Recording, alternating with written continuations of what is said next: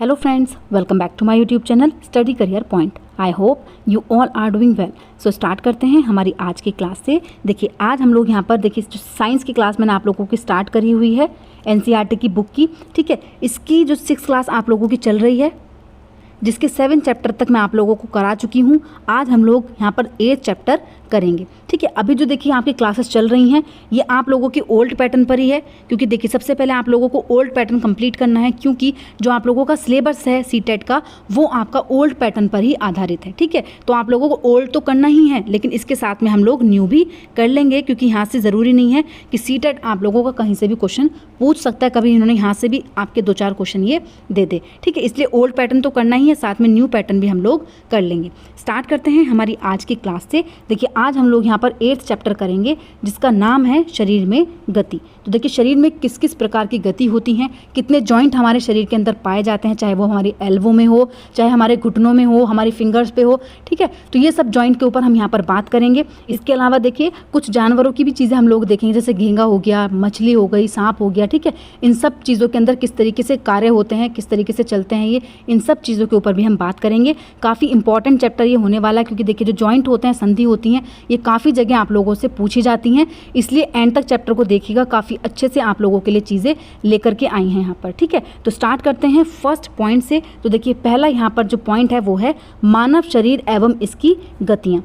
हमारे शरीर में स्वतः ही अनेक गतियाँ निरंतर होती रहती हैं। देखिए अगर हम अपनी बॉडी की बात करें तो आपने देखा होगा, चाहे हम चल रहे हों, टहल रहे हों, दौड़ रहे हों, उछल रहे हों, छलांग मार रहे हों, ठीक है, रेंगना, तैरना, ये सब क्या होता है, ये एक तरीके की गतियाँ होती हैं जो हमारी बॉडी में अपना आप ही होती रहती हैं, ठीक है। देखिए जब बच्चा होता है, बच्चे को कोई सिखाता नहीं है, वो क्या होता है, घुटनों के बल चलना खुद से स्टार्ट करता है, ठीक है। तो ये सब चीज़ें क्या होती हैं, स्वतः ही हमारे अंदर आती हैं। अब देखिए नेक्स्ट पॉइंट यहाँ पर है, हम अपने शरीर के कुछ अंगों को तो स्वतंत्र रूप से किसी भी दिशा में घुमा सकते हैं। देखिए अगर हम कुछ बॉडी पार्ट्स की बात करें तो उनको हम किसी भी डायरेक्शन में घुमा सकते हैं, जबकि कुछ जो पार्ट्स हमारी बॉडी के होते हैं उनको केवल एक ही डायरेक्शन में हम लोग घुमा सकते हैं, ठीक है। वो कौन कौन से पार्ट होते हैं, तो देखिए सब चीज़ हम देखेंगे एक के बाद एक तरीके से। देखिए फर्स्ट यहाँ पर अगर हम बात करें तो देखिए संधि। फर्स्ट बात करते हैं संधि के ऊपर, जॉइंट क्या होता है। तो देखिए संधि किसको कहा जाता है, हम शरीर के विभिन्न भागों को उसी स्थान से मोड़ अथवा घुमा पाते हैं जहां पर दो हिस्से एक दूसरे से जुड़े हों। इन स्थानों को ही जॉइंट या संधि कहते हैं। देखिए हम अपने बॉडी के जो पार्ट्स हैं उनको हम वहीं से घुमा पाते हैं जहां पर क्या होता है कि दो हिस्से एक दूसरे से जुड़े हों, उनको ही हम क्या कहते हैं, जॉइंट कहते हैं। जैसे हमारे घुटने हो गए, ठीक है, हमारी कोहनी जिसको हम एल्बो बोलते हैं वो हो गई, हमारी फिंगर्स हो गई, ठीक है। ये क्या है, यहाँ पर हर एक जगह पर एक अलग प्रकार की संधि देखने को मिलती है। जैसे उदाहरण के लिए आपका कोहनी हो गया, कंधा हो गया, गर्दन हो गई, ये सब क्या है, यहाँ पर हर एक में अलग अलग तरीके की संधि आप लोगों को देखने को मिलती है। फर्स्ट देखिए बात करते हैं यहाँ पर कंदुक खल्लिका संधि। देखिए कंदुक खल्लिका संधि क्या होती है, तो देखिए इस संधि में एक अस्थि का गेंद वाला गोल हिस्सा दूसरी अस्थि की कटोरी रूपी गुहिका में धंसा होता है। इस प्रकार की संधि सभी दिशाओं में गति प्रदान करती है, ठीक है। तो इस प्रकार की संधि क्या होती है, आपकी हर दिशा में क्या करती है, गति प्रदान करती है। जैसे देखिए यहाँ पर डायग्राम के थ्रू आप लोगों को समझ में आएगा। देखिए कंदुक खल्लिका संधि बनाना, देखिए यहाँ पर कटोरी नुमा आकृति है, इसके अंदर गोल जैसी धंसी हुई है, ठीक है। अगर हम रियल लाइफ से देखें तो देखिए यहाँ पर जो जांग की अस्थि है, जो जांग की अस्थि है, देखिए इस तरीके से यहाँ पर कटोरी नुमा आकृति होती है, जिसके अंदर ही जांग की जो हड्डी होती है, अस्थि होती है, ये क्या होती है, यहाँ से श्रेणीबद्ध होती है, मतलब यहाँ पर धसी हुई होती है, ठीक है। तो ये आपका क्या हो जाता है, ये यहाँ पर आपका एग्जाम्पल हो जाता है कंदुक खल्लिका संधि का, ठीक है। नेक्स्ट देखते हैं यहाँ पर धुराग्र संधि। देखिए धुराग्र संधि किसको कहा जाता है, गर्दन और सिर को जोड़ने वाली संधि। देखिए गर्दन और अगर हम सिर की बात करें अपने, तो उसको जोड़ने वाली संधि जो होती है वो धुराग्र संधि होती है। इसके द्वारा सिर को आगे पीछे दाएं या बाएं घुमा सकते हैं। धुराग्र संधि में बेलनाकार अस्थि एक छल्ले में घूमती है। देखिए जो अगर हम बात करें धुराग्र संधि की, तो धुराग्र संधि में जो बेलनाकार अस्थि है वो क्या होती है, एक छल्ले के रूप में घूमती है, ठीक है। तो देखिए यहाँ पर आप लोगों को एग्जाम्पल याद रखने हैं।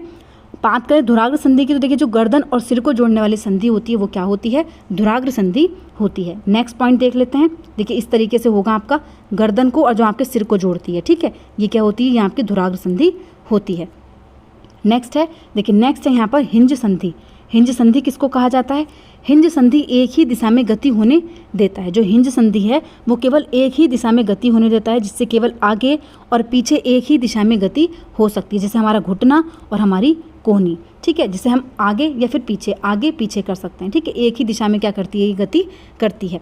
नेक्स्ट पॉइंट यहाँ पर है, देखिए इस तरीके से आपको देखने को मिलेगी घुटने की हिंज संधि। जैसे हमारा घुटना होता है तो देखिए इस तरीके से हमारा फोल्ड होता है, ठीक है, तो या तो इसको हम ऊपर कर सकते हैं इस डायरेक्शन में, या फिर हम इसको नीचे कर सकते हैं, ठीक है। तो ये क्या हो जाती है, आपकी एक ही दिशा में गति होती है, उसको हम बोलते हैं हिंज संधि। नेक्स्ट देखते हैं, देखिए नेक्स्ट होती है अचल संधि। अचल संधि क्या है, हमारे सिर की कुछ संधियों में अस्थि हिल नहीं सकती। बात करें अगर हमारे सर की, तो हमारे सर में कुछ संधियां ऐसी होती हैं जिनकी अस्थि जो होती है, ठीक है, बोन जो होती है वो हिल नहीं सकती। ऐसी संधियों को क्या कहा जाता है, अचल संधि कहा जाता है, ठीक है। नेक्स्ट पॉइंट देखते हैं,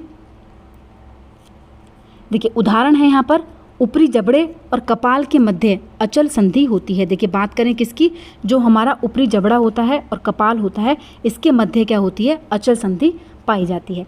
नेक्स्ट देखिए, नेक्स्ट पॉइंट है मानव कंकाल। देखिए मानव कंकाल क्या होता है, हमारे शरीर की सभी अस्थियां ठीक इसी प्रकार शरीर को एक सुंदर आकृति प्रदान करने के लिए एक ढांचे का निर्माण करती है। इस ढांचे को ही क्या कहा जाता है, कंकाल कहते हैं। कलाई अनेक छोटी छोटी अस्थियों से बनी होती है जिन्हें कार्पेल कहते हैं। देखिए जो हमारी कलाई होती है, आपने देखा होगा, जो कलाई है वो क्या है, वो हमारी छोटी छोटी अस्थियों से मिलकर के बनी होती है, जो जिनको क्या कहा जाता है, जिनको कार्पेल भी कहते हैं, ठीक है। नेक्स्ट पॉइंट देखिए यहाँ पर पसली पिंजर। अब देखिए बॉडी की बात यहाँ पर हो रही है, अभी तो तुमने हाथ नेक से जुड़ी हुई चीज़ें देखी, ठीक है, जॉइंट देखे हाथ के पैर के। अब देखिए क्या है यहाँ पर, पसलियों का देखते हैं। देखिए फर्स्ट पॉइंट यहाँ पर है पसली पिंजर। वक्ष की, देखिए जो वक्ष होता है, वक्ष क्या होता है, जिसको हम छाती भी बोलते हैं, ठीक है। वक्ष की पसलियाँ विशेष रूप से मुड़ी हुई होती हैं। वे वक्ष मतलब वक्ष या छाती जिसको हम कहेंगे कि अस्थि एवं मेरुदंड से जुड़कर एक बक्से की रचना करती हैं। इस शंकु रूपी बक्से को पसली पिंजर कहते हैं। देखिए आप इमेज में देखेंगे, देखिए इस तरीके की आकृति होती है हमारी पसलियों की, ठीक है, जो हमारी पसलियाँ होती हैं। तो ये पसलियाँ क्या होती हैं, जॉइंट होकर क्या बनाती हैं, एक शंकु रूपी बक्से को क्या कहा जाता है, पसली पिंजर कहते हैं। वक्ष के दोनों तरफ 12-12 पसलियाँ होती हैं। देखिए दोनों तरफ, इधर भी 12 होंगी और इधर साइड भी आपकी 12 होंगी। तो दोनों तरफ, छाती के दोनों तरफ, वक्ष के दोनों तरफ क्या है, 12-12 पसलियाँ होती हैं, ठीक है। नेक्स्ट पॉइंट है, देखिए इस तरीके से आप लोगों को ये डायग्राम देखने को मिलता है पसली पिंजर का। नेक्स्ट पॉइंट है मेरुदंड।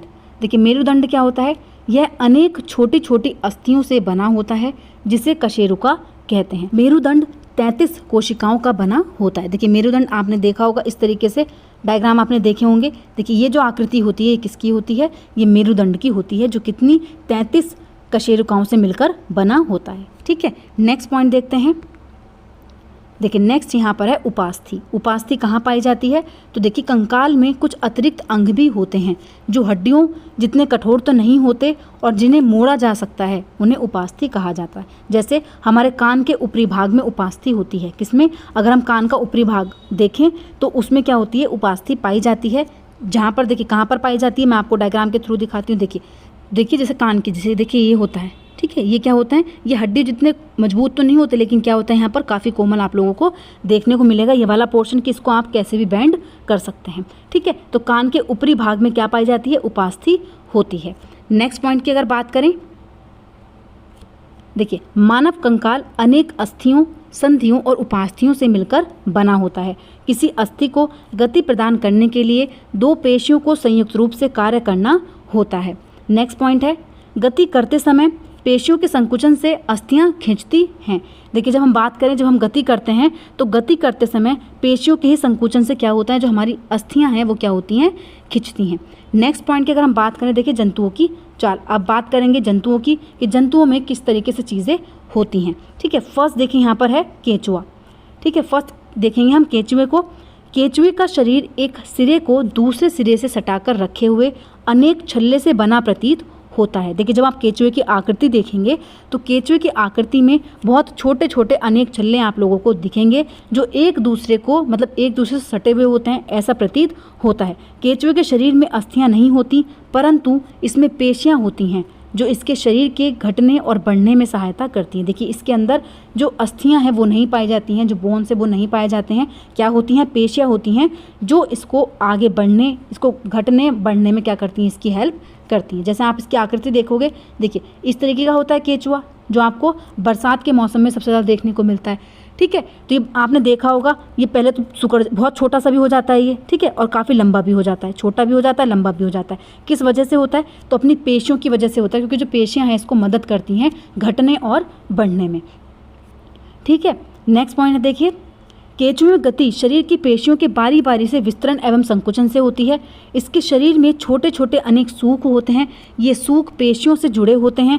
ये सूख मिट्टी में उसकी पकड़ को मजबूत बनाते हैं। देखिए जब आप देखोगे आकृति इस तरीके की होती है, देखिए छोटे छोटे आपको दिखेंगे कण टाइप जुड़े हुए। ठीक है, ये क्या करते हैं? ये एक दूसरे से क्या होते हैं? जुड़े हुए से दिखाई देते हैं, जो पेशियों से जुड़े होते हैं, और ये क्या करते हैं? इसको चलने में गति प्रदान करते हैं और इसकी पकड़ को क्या करते हैं? मजबूत बनाते हैं।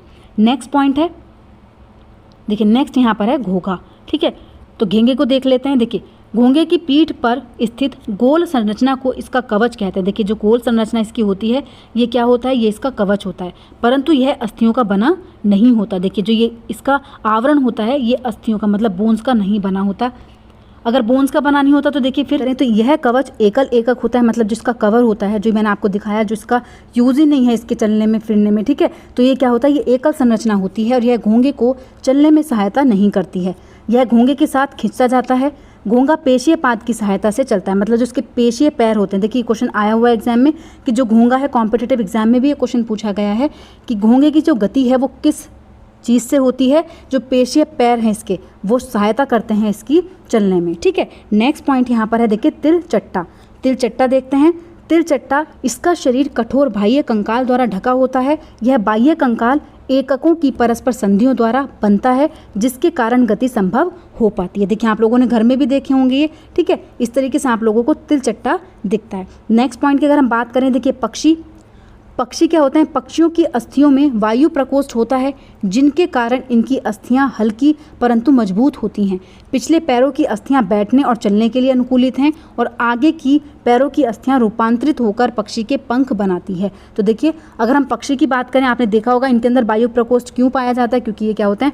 उड़ते हैं। ठीक है, तो पक्षियों की अस्थियों में क्या होता है? वायु प्रकोष्ठ पाया जाता है। ठीक है, जिसके कारण इनकी जो अस्थियां होती हैं वो क्या होती हैं? होती तो हल्की हैं, लेकिन क्या होती हैं? मजबूत होती हैं। नेक्स्ट पॉइंट की अगर हम बात करें, देखिए मछली। मछली के देखें तो देखिए मछली का शरीर और पूंछ उसके मध्य भाग की अपेक्षा पतला और नुकीला होता है। शरीर की ऐसी आकृति धारा क्या होती है? रेखीय कहलाती है। ठीक है, तो इसकी जो आकृति होती है, इसके शरीर की जो आकृति होती है वो क्या होती है? धारा रेखीय कहलाती है। ठीक है, क्या होती है? धारा रेखीय कहलाती है। मछली के शरीर पर पंख होते हैं, जो तैरते समय जल में संतुलन बनाए रखने में एवं दिशा निर्धारण में सहायता करते हैं। ठीक है, नेक्स्ट पॉइंट की अगर हम बात करें, देखिए इस तरीके से आपको फिश देखी हैं आपने। ठीक है, ये इसके क्या होते हैं? पंख होते हैं, जो इसकी बैलेंस के लिए ज़रूरी होते हैं। नेक्स्ट देखिए अगर हम बात करें सांप की, देखिए सर्प का मेरुदंड लंबा होता है। शरीर की पेशियां क्षीण एवं असंख्य होती हैं, वे परस्पर जुड़ी होती हैं। सर्प का शरीर जो होता है वो अनेक वलय में मुड़ता है। देखिए इस तरीके से आपने देखा होगा चलते हुए। ठीक है, तो ये अनेक वलय में मुड़ता है। ठीक है, इस तरीके से देखिए सांप की जो ये वलय होती हैं, ठीक है, अनेक वलय में क्या होता है? ये मुड़ता है। नेक्स्ट देखिए सारांश देख लेते हैं, जितनी भी चीज़ें हम लोगों ने पढ़ी हैं इन शॉर्ट सब चीज़ों को देख लेते हैं, जो बुक के अंदर आप लोगों को सारांश दिया गया था। कोई चीज़ अगर रह भी जाती है तो वो इसमें आप लोगों की कवर हो जाती है। देखिए फर्स्ट पॉइंट यहाँ पर है, अस्थि और उपास्थि मानव कंकाल बनाते हैं। यह शरीर का पिंजर बनाता है और इसे एक आकृति भी देता है। कंकाल चलने में सहायक है और आंतरिक अंगों की सुरक्षा करता है। देखिए बात किसकी की है? मानव कंकाल की। ठीक है, नेक्स्ट है मानव कंकाल खोपड़ी, मेरुदंड, पसलियों, वक्ष की अस्थि, कंधे, श्रोणी मेखला तथा हाथ व पांव की अस्थियों से बनता है। नेक्स्ट पॉइंट है पेशियों के जोड़े के एकांतर क्रम में सिकुड़ने और फैलने से अस्थियां गति करती हैं। अस्थियों की संधियां अनेक प्रकार की होती हैं। यह उस संधि की प्रकृति और गति की दिशा पर निर्भर करता है कि किस तरीके से हम हाथ मोड़ रहे हैं। ठीक है, किस तरीके से हमारे घुटने मोड़े जा रहे हैं। ठीक है, तो ये क्या होता है? ये डिपेंड करता है उस संधि की प्रकृति और गति पर। नेक्स्ट पॉइंट है पक्षियों की दृढ़ पेशियां तथा हल्की अस्थियां मिलकर उन्हें उड़ने में सहायता करती हैं। ये पंखों को फड़फड़ाकर उड़ते हैं। मछली शरीर के दोनों ओर एकांतर क्रम में वलय बनाकर जल में तैरती है। सर्प अपने शरीर के दोनों ओर एकांतर क्रम में वलय बनाते हुए भूमि पर वलयाकार गति करता हुआ आगे की ओर फिसलता है। बहुत सारी अस्थियां और उससे जुड़ी पेशियां शरीर को आगे की ओर धक्का देती हैं। नेक्स्ट देखिए बोला गया है तिलचट्टे के बारे में। तो देखिए तिलचट्टे का शरीर एवं पैर कोमल आवरण से ढके होते हैं जो बाह्य कंकाल बनाता है। वक्ष की पेशियां 3 जोड़ी पैरों और 2 जोड़ी पंखों से जुड़ी होती हैं जो तिलचट्टे को चलने और उड़ने में सहायता करती हैं। तो देखिए यहाँ पर जो वक्ष मतलब उसकी जो छाती होती है, उसकी जो पेशियां होती हैं वो 3 जोड़ी पैरों और 2 जोड़ी पंखों से जुड़ी होती हैं। केंचुए में जो गति होती है, केंचुए की गति की पेशियों के बारी बारी से विस्तरण और संकुचन से होती है। अगर हम केंचुओं की बात करें तो केंचुआ जो क्या होता है, संकुचन होता है, फैलता है, छोटा होता है, बढ़ता है, ठीक है, वो क्या होता है, वो उसकी गति होती है। इस प्रकार वो अपनी क्या करता है, गति को करता है, ठीक है। शरीर की अधः सतह पर सूख केंचुए को भूमि पर पकड़ बनाने में सहायता करते हैं, ठीक है। जो उसके छोटे छोटे सूख होते हैं, जैसे आपको लगता है कितनी छोटी छोटी आकृतियों से मिलकर बना होता है, तो ये जो सूख होते हैं ये क्या करते हैं, इसको मिट्टी पर पकड़ बनाने में क्या करते हैं, इसकी सहायता करते हैं। नेक्स्ट और लास्ट से देखिए घोंगा पेशीय पाद की सहायता से चलता है, मतलब पेशीय पैरों की मदद से घोंगा चलता है, ठीक है। तो देखिए ये सारांश था। जितने भी जो भी मोस्ट इंपॉर्टेंट की पॉइंट्स थे वो भी मैंने आप लोगों को सारे करा दिए हैं। वैसे सब चीज़ें मैं आपके नोट्स में कवर करा देती हूँ, लेकिन कहीं पर ये चीज़ें मुझे दिखती हैं तो वो भी मैं आप लोगों को करा देती हूँ, जिससे आप लोगों का कोई भी पॉइंट ना छूटे, ठीक है। तो देखिए आज की क्लास आप लोगों की यहीं पर कंप्लीट होती है। शरीर की गति के बारे में देखिए, शरीर की गति के बारे में यहाँ पर चीज़ें दी गई थी, काफ़ी अच्छी इंपॉर्टेंट चीज़ें हैं आप लोगों के लिए। आपको पता होना चाहिए कि संधि कहाँ पर कौन सी संधि पाई जाती है। ये चैप्टर आप लोगों का देखिए सीटेट के लिए तो इंपॉर्टेंट है, जो भी आपका कॉम्पिटिटिव एग्जाम होता है, ठीक है। अगर आप किसी कॉम्पिटिटिव एग्जाम में भी बैठते हैं तो वहाँ पर भी आप लोगों के लिए यूज़फुल होगा, ठीक है। तो देखिए आज की क्लास आप लोगों की यहीं पर कंप्लीट होती है। अगर आप लोगों को मेरी क्लास अच्छी लगी हो तो प्लीज़ मेरे चैनल को लाइक करें, सब्सक्राइब करें और शेयर करें। ऐसी ही और वीडियोज़ के लिए मेरे चैनल पर बने रहिए। Thank you.